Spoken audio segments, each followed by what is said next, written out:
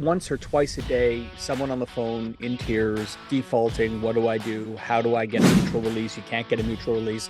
Oh God, what am I going to do? What does the litigation look like? And we're spending countless hours doing it. I'm not alone in this. Thank the Lord it's a long weekend. Oh Thank my the God. Lord. Why did you have a rough week, Mr. Morris? I've had a rough couple of months actually. Like it's so interesting to be a real estate lawyer these days because I feel like the rest, all of our associated professionals, usually we kind of work in a bunch, right? Like we have the mortgage brokers, we have the real estate agents, we have all of these people who kind of surround us and dialogue with us. And usually what one of us experiences, all of us experience, right? Like, oh, there's a market shift, or it's going up, it's going down, whatever it is.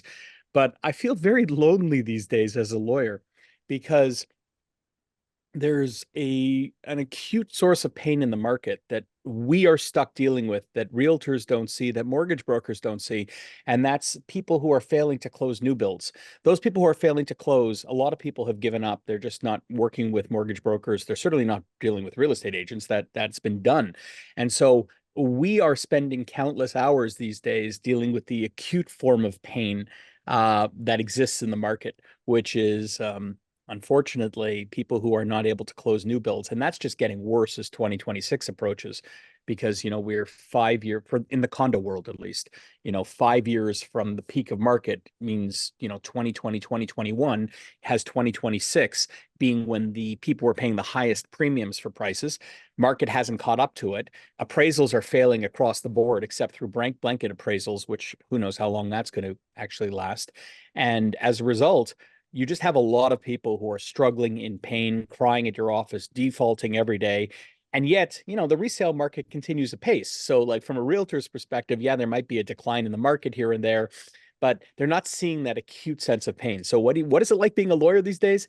It's actually exhausting because you go from your normal work of just taking in your files and processing to the invariable, like every day, once or twice a day, someone on the phone in tears, defaulting. What do I do? How do I get a mutual release? You can't get a mutual release. Oh God, what am I going to do? What does the litigation look like? And we're spending countless hours doing it. I'm not alone in this. It's every real estate lawyer is now experiencing this reality, and it's a tough one.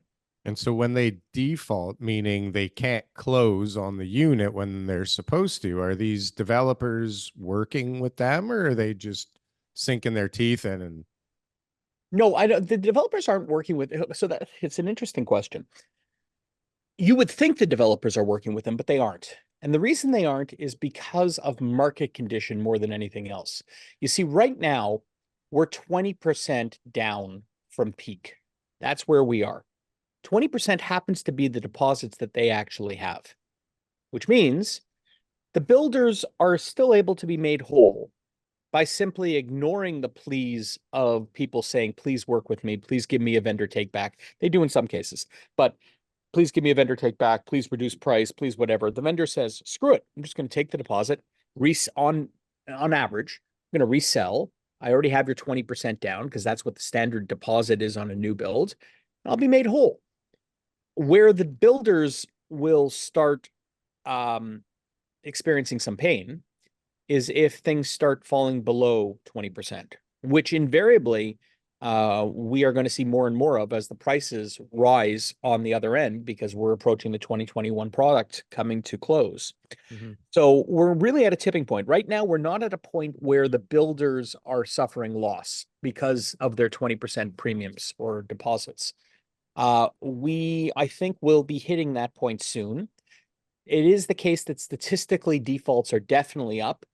But when I say that, that shouldn't cause mass panic because they're coming up from like a very, very, very low amount. So if I say there's a 100% increase in defaults, that may mean 2 defaults per project as opposed to one, right? And that's still a 100% increase. So the percentage increase is a bit misleading because we were starting from a very low figure, but we're seeing it track steadily upwards. And it's only a matter of point time till we hit a tipping point, till sustained long-term high interest rates combined with real estate values that are no longer going up, combined with rising prices predicated upon closing projects from 2021 are starting to hit the shelf. You know, all of these pressures become cumulative until you have a tipping point. And you can kind of see it forming. You kind of see the swell starting. Um, And certainly lawyers are in the mix on an individual basis. We're just kind of every single day having these discussions, but it's not systemic yet. It's not creating systemic problems yet. It just has the potential for systemic problems.